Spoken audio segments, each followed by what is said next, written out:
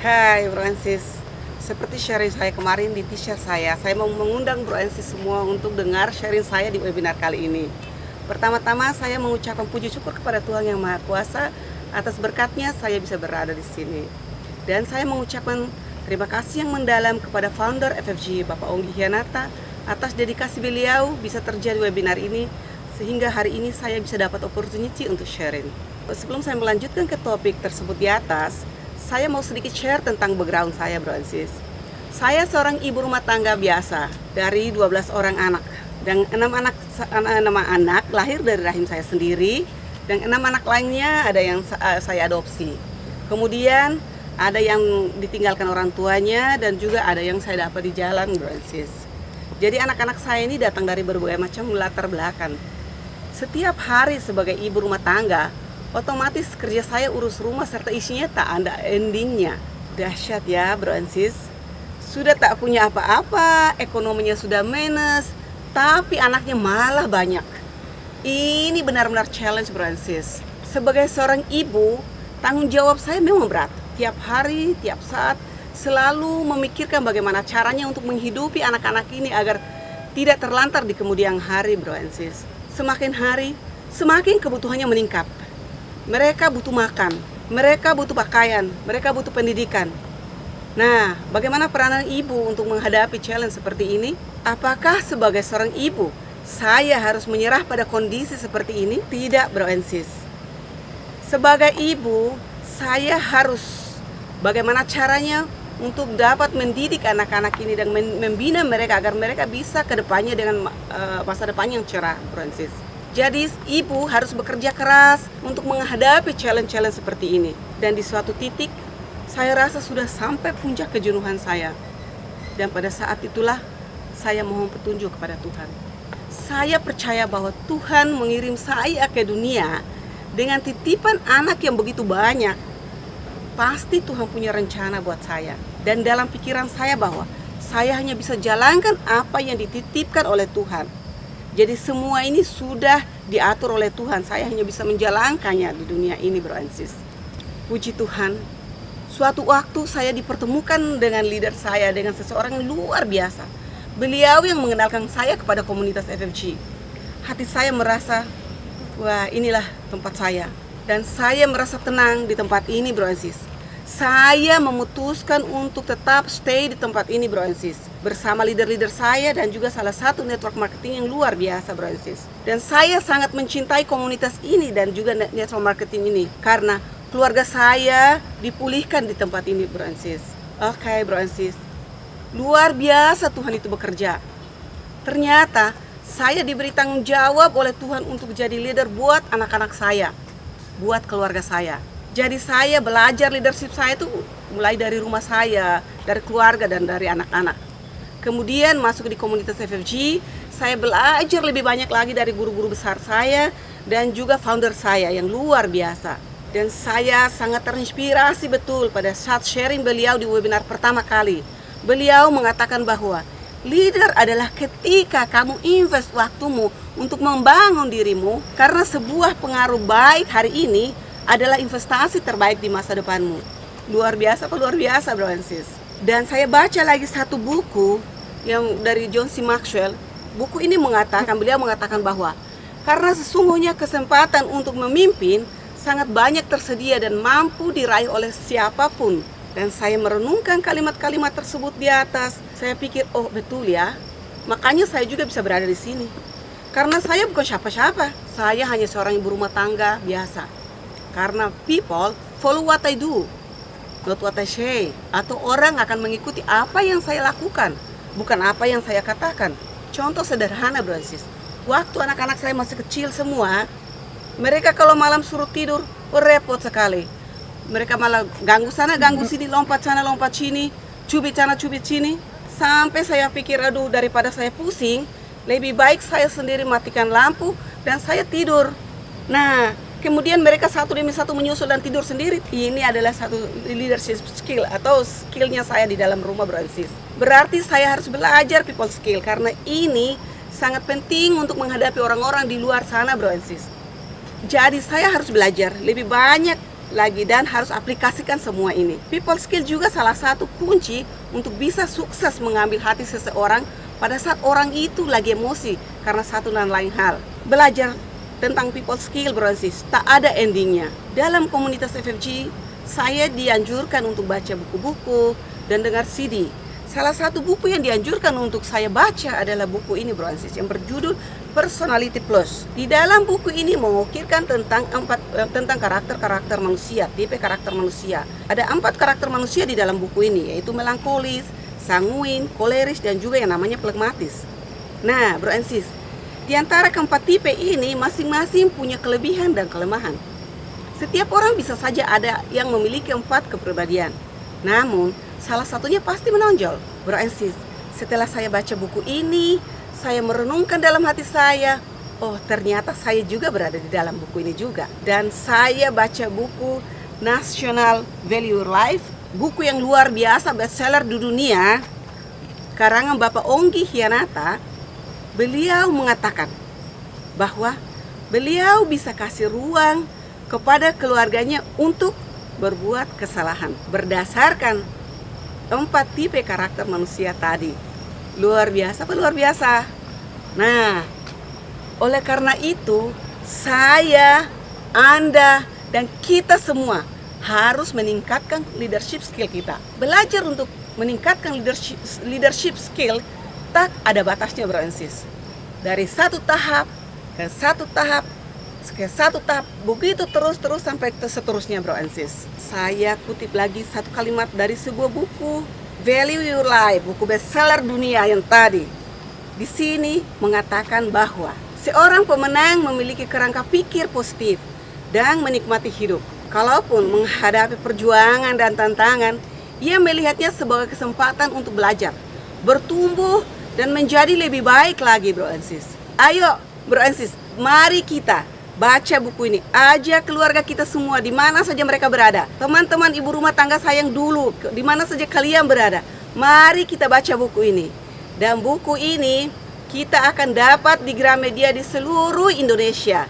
Dan juga buku ini sudah beredar ke luar negeri, ke 4 benua. Afrika, Australia, Amerika, bahkan Timor Leste juga sudah beredar buku ini, bro and sis.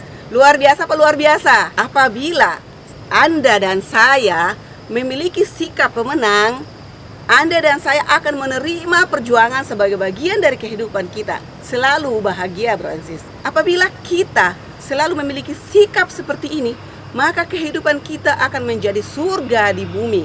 Jadi, materi-materi yang sangat luar biasa untuk memacu kita belajar. Apa yang harus kita belajar? Karena belajar adalah sangat penting untuk kehidupan kita, bro and sis. Mengulang, dan mengulang sampai benar-benar tancap di dalam subconscious mind kita, bro and sis. Nah, semakin kita belajar, semakin kita bertumbuh dalam berbagai hal, bro and sis. Disiplin, attitude, pola pikir atau mindset, dan lain-lain. Misalnya, disiplin waktu. Saya pikir waktu itu sangat menentukan dalam kesuksesan apapun bagi saya. Baik sukses dalam finansial, sosial, kesehatan, ekonomi maupun spiritual. Umumnya orang menggunakan waktu ini sebagai patokan buat uang, atau biasanya orang bilang time is money. Nah, ketika saya belum berada di sini, di komunitas ini, saya sama sekali tidak disiplin waktu, bro and sis. Saya membiarkan waktu saya begitu lewat saja. Memang saya tidak mengerti tentang hal itu pada awalnya. Contohnya seperti saya pergi duduk di tetangga, omong sesuatu yang tidak penting dan hanya bisa menghabiskan waktu saya. Bro and sis, hal-hal seperti inilah yang masih mempengaruhi penundaan proses keberhasilan dalam leadership saya, bro and sis. So, meskipun demikian, saya tetap try with my best untuk memperbaikinya terus, bro and sis. As a leader, itu harus before time, bro and sis. Satu hal lagi adalah trust. Dalam satu organisasi itu perlu trust antara satu dengan yang lain. Lebih-lebih saya harus trust kepada leader saya. Contohnya dalam satu kompetisi, semua anggota harus trust pada leadernya. Leadernya bilang B, semua harus B. Jadi semuanya harus dalam satu arus. Jadi kita harus menciptakan arus itu lebih deras lagi. Sehingga kalau pihak ketiga yang terjun di dalam bisa terlempar keluar, bro and sis.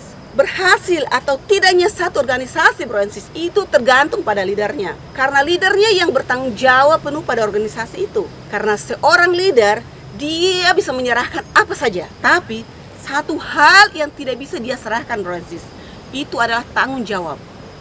Tanggung jawab bagi dirinya sendiri ataupun tanggung jawab terhadap organisasi itu, Bro and Sis.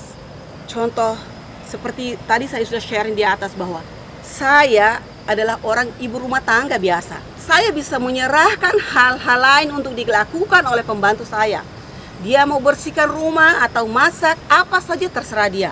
Saya bisa serahkan semuanya. Tetapi tanggung jawab saya sebagai seorang ibu untuk memastikan bahwa anak-anak saya untuk mendapatkan pendidikan yang cukup, nutrisi yang baik, atau mendidik mereka menjadi orang yang berguna bagi nusa dan bangsa, juga bagi diri mereka sendiri, itu tidak bisa saya delegasikan kepada siapapun, Bro and Sis. Itu adalah tanggung jawab saya sebagai seorang ibu yang telah melahirkan mereka dan membesarkan mereka. Demikian juga dalam satu organisasi, Bro and Sis.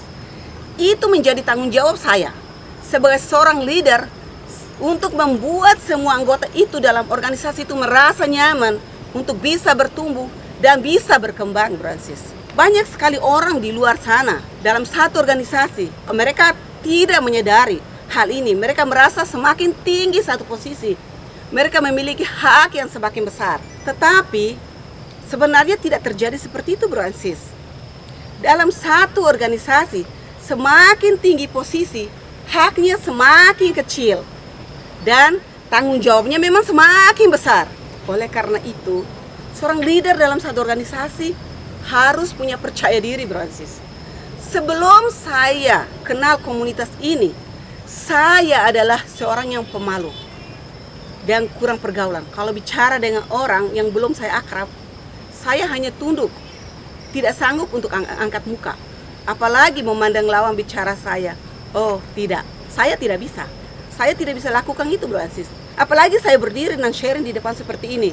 Itu bukan tugas saya langsung merinding memang. Dan itu saya nggak bisa, Bro and Sis. Tapi setelah saya berada di dalam komunitas ini, saya ikut pelatihan-pelatihan seperti bootcamp, netcamp, mentor camp, wealthy shell, wealthy show, baca buku-buku yang dianjurkan, dengar CDIT. Itu semua adalah tools yang membentuk saya hingga saat ini saya bisa berdiri dan berbicara di depan Bro and Sis sekarang. So, jangan ragu-ragu para ibu rumah tangga dan keluargaku semua di mana saja kalian berada. Tempat ini milik kita semua. Mari kita membangun diri kita. Mari kita membangun keluarga kita. Mari kita membangun anak-anak kita. Baru kita bisa membangun orang lain di luar sana. Puji Tuhan. Hari ini saya bisa tampil bicara di sini dan saya akan duplikasikan semua ini ke semua jaringan. Termasuk teman-teman saya, ibu-ibu rumah tangga teman saya yang dulu, dan juga Bro and Sis dan keluargaku semua di mana kalian berada. Kalau saya bisa, kalian pasti bisa lagi. Sebagai seorang ibu atau sebagai seorang leader, saya menjunjung tinggi yang namanya integritas, Bro and Sis. Karena ketika saya memiliki integritas, perkataan saya sesuai dengan tindakan saya, maka saya adalah dengan siapa saya berada, saya tetap saya. Kata John C. Maxwell bahwa seorang yang memiliki integritas tidak membagi loyalitasnya atau sekedar berpura-pura atau munafik. Jadi orang yang berintegritas adalah orang yang utuh. Mereka bisa kenal dari pikiran dan tindakan yang tidak terbagi. Jadi saya, Anda dan kita semua harus belajar berintegritas, Bro and Sis. Maka kita akan hidup seperti buku yang terbuka. Integritas bukanlah sesuatu yang kita lakukan, Bro and Sis. Tetapi integritas adalah jati diri kita. Jati diri dapat menentukan apa yang kita lakukan dan membentuk prioritas-prioritas dalam hidup kita dan menilai apa yang kita terima atau kita tolak. Integritas tidak akan membiarkan ucapan kita bertentangan dengan hati kita, Bro and Sis. Dan ketika integritas itu menjadi wasit, maka kita akan konsisten. Keyakinan kita akan tercermin melalui perilaku kita, Bro and Sis. Oke, Bro and Sis yang tercinta. Kejujuran pun sangat menentukan kepribadian seseorang leader. Menurut ungkapan Socrates bahwa kunci utama untuk menjadi besar adalah kejujuran dengan apa yang kita tampilkan. Jadi, untuk mendapatkan kepercayaan, bro and sis, seorang leader atau pemimpin harus autentik. Agar hal itu bisa terwujud, karakter saya dan Anda harus seperti komposisi musik dan lirik yang sama, sesuatu yang sama bagusnya atau sesuai. Contohnya, jika perkataan saya sejalan dengan tindakan saya, maka hasilnya akan konsisten. Tetapi perkataan saya tidak sama dengan tindakan saya, maka hasilnya pun tidak konsisten, bro and sis. Oleh karena itu, saya dan Anda sebagai leader, before we lead the people, I have to lead myself. Saya harus belajar bagaimana cara belajar. Karena hanya dengan belajar, saya bisa bertumbuh, berkembang. Karena untuk membangun suatu bisnis atau organisasi, kita harus membangun manusianya, bro and sis. So, bro and sis, kalau mau jadi leader yang baik dan sukses, bukalah diri kita dan memperoleh lebih banyak pengetahuan, baik secara IQ maupun EQ, atau secara mindset maupun secara hati. Nah, hal ini adalah ilmu yang sangat baru yang saya pelajari di sini, bro and sis. Karena di luar sana, saya pikir bahwa leader adalah orang yang pintar, yang punya IQ-nya tinggi, sehingga mudah mencari alasan untuk bisa menutupi kesalahan. Tetapi setelah saya di FFG, saya ikut bootcamp atau Value Your Life, baru benar-benar saya berubah hidup saya. Saya menyadari bahwa sebelumnya saya didik anak saya dengan kekerasan. Mereka meskipun merasa tersiksa, tetapi tidak bisa membantah. Setelah saya bootcamp, saya menyesal bahwa didikan saya itu sangat tidak benar. Saya harus merubah pola didik saya dengan hati.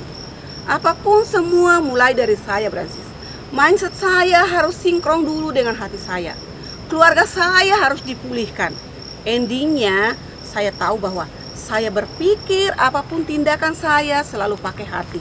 Karena ego hanya bisa dilawan dengan love. Lead by love, very powerful. Nah, selama saya duduk di bangku sekolah, belum pernah saya diajarkan tentang yang namanya IQ. Luar biasa, saya bisa dapat semua ini di dalam FFG, bro and sis. FFG adalah sekolah kehidupan, bro and sis. Tidak pernah ada di luar sana yang mengajarkan tentang namanya sekolah kehidupan. Bro and sis dan keluarga semua di mana kalian berada. Kali ini saya mengajak kalian semua untuk datang ke bootcamp. Anda akan menemukan jati diri Anda, cinta Anda, nilai-nilai kehidupan Anda, bahkan leadership Anda pun akan terjadi di tempat ini, bro and sis. Saya kutip lagi satu kalimat dari buku John C. Maxwell, Developing Leader Within You, bahwa para pemimpin hebat hanya 1% yang sukses. Mereka paham bahwa menemukan dan membimbing seorang yang berkualitas adalah tugas utama seorang pemimpin. Bayangkan, organisasi tidak dapat meningkatkan produktivitasnya, tapi manusia bisa. Aset paling berharga yang dimiliki organisasi adalah manusia, bro and sis. Sistem akan ketinggalan zaman. Hari ini sistem A, besok sistem B, lusa sistem C. Dari sistem itu semakin berganti. Bangunan pun sama, akan ditelan bumi, akan rubuh pada suatu kelak. Mesin pun sama, akan rusak, bro and sis. Tetapi manusia mampu bertumbuh, berkembang, semakin efektif kalau pemimpin itu benar-benar memahami potensi mereka. Bro and sis, jika saya dan Anda menjadi pemimpin yang sukses, kita harus membangun tim kita dan memahami potensi-potensi yang ada di dalam tim kita sendiri. Saya dan Anda semua kita harus menemukan cara agar visi kita dilihat dan diterapkan dan melibatkan orang lain sebagai pemimpin harus memahami gambaran besarnya, bro and sis. Sebagai pemimpin yang produktif adalah contoh bagi orang-orang yang mereka pimpin dan produktivitas. Mereka menjadi standar bagi tim mereka, bro and sis yang saya cintai. Setelah saya lalui program bootcamp, saya mulai mengerjakan mentoring program saya. Saya punya tolak ukur untuk keberhasilan mulai dari saya menginjak Star Welcome, Star Leader, menuju ke mentor, dan seterusnya saya akan berusaha untuk meningkat terus sampai visi dan misi saya itu bisa terwujud, bro and sis. Saya percaya bahwa di dalam industri network marketing, visi dan misi saya ini akan tercapai. Contohnya, di dalam bisnis ini kita berbicara tentang manusia, bukan barang, tapi barang juga penting. Apabila saya membangun bisnis di dalam industri ini, maka saya harus membangun manusianya dulu. Manusia adalah aset saya, bro and sis. Oke, bro and sis, dan FFG Family, di mana saja kalian berada, saya akan mengakhiri sharing saya. Apabila ada kata-kata atau tindakan saya yang tidak mengenang di hati keluarga semua dimanapun kalian berada, saya mohon dimaafkan. Semoga sharing saya ini bisa bermanfaat buat Bransi semua, buat keluargaku semua, buat FFG Family di mana saja kalian berada, khususnya teman-teman saya, ibu rumah tangga di mana saja kalian berada. Demikian sharing saya. Bye-bye. Sukses!